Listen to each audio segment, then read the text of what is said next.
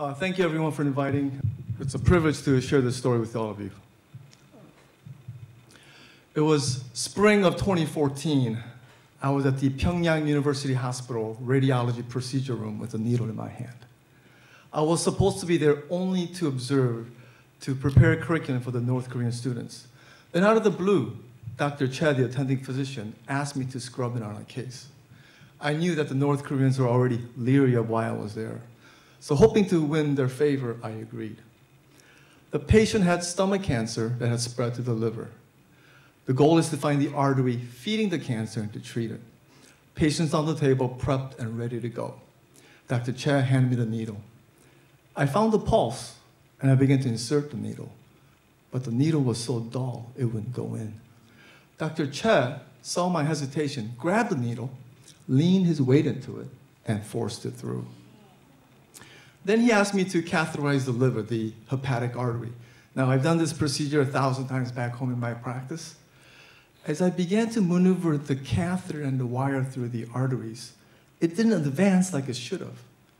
Then it dawned on me. The catheter had been washed and reused so many times that the slippery coating had worn off. As I struggled trying with the catheter, I noticed the North Koreans were staring at me, the nurses, the techs, the residents, and the other attending physicians. And feeling a little self-conscious, I said to myself, this is not a good first impression. Well, we did eventually manage to get the catheter into the correct artery. Then Dr. Choh asked for a drug called Lepidol. It's an oil-based drug commonly used in the 80s and still occasionally used today.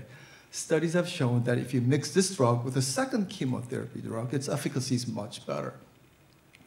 When it looked like to me that he was going to use only the oil-based drug, I wanted to say something. Well, as of yet, I hadn't exactly won their confidence. And I knew there was a shortage of drugs in North Korea, and I didn't want to ask for a drug that they might not have. But for the patient's sake, I felt compelled to. So as discreetly as possible, I asked, by chance, do you happen to have a second chemotherapy drug? Dr. Choh knew exactly what I was alluding to. He knew the literature. When he said yes, I thought he would call the hospital pharmacy and ask for the drug to be sent down. But instead, he turned to a family member who was watching the procedure through a window and asked her if she had brought the drug with her. Then it struck me. The family probably had money to buy the drugs themselves and most likely bought it on the black market. Well, the first drug is oil-based, and the second drug is water-based. As you know, the two don't mix. As I watched Dr. Choh try to pour a little bit of each drug into a syringe, it became apparent that it wasn't going to mix well. Now, I'm still trying to win their favor. So I asked if they had a three-way stopcock and asked if I could show them a different method, a different technique that I use back home. He was very receptive.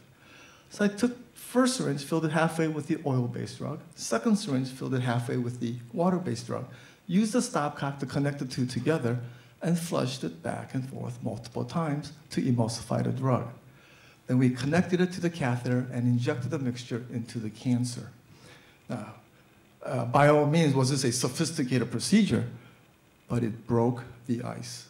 You see, in the room was a senior ranking physician who was quite skeptical of me from the beginning. She said with a loud voice, 오늘 새로운 것을 배웠다. Today, I've learned something new. Just then, the tension in the room disappeared. Everyone began to smile. I took a big breath and let out a sigh. I felt I connected with Dr. Choh and his staff, perhaps even gained a little bit of their trust. Over time, as I got to know them, the doctors in North Korea are just like doctors in the United States. The medical students are just like the ones here. Despite what we see and hear in the media, by far the majority of the people in North Korea are regular people like you and me. The university in Pyongyang that I'm affiliated with is very unique. These North Korean students are taught by foreign professors, some of whom are Caucasians from the United States. I asked these American professors of why they were there. They told me they left the United States in the 70s and 80s to help the South Korean people during its developing years. And more recently, when they heard about teaching North Korean students, they volunteered again and moved north. Wow, I said to myself, the irony. You see, my family and I we left South Korea in the 70s to have a better life in the States. These remarkable people left the States for Korea to help my own people.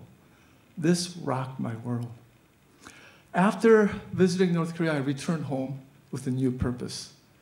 Now it's my turn to go help my own people.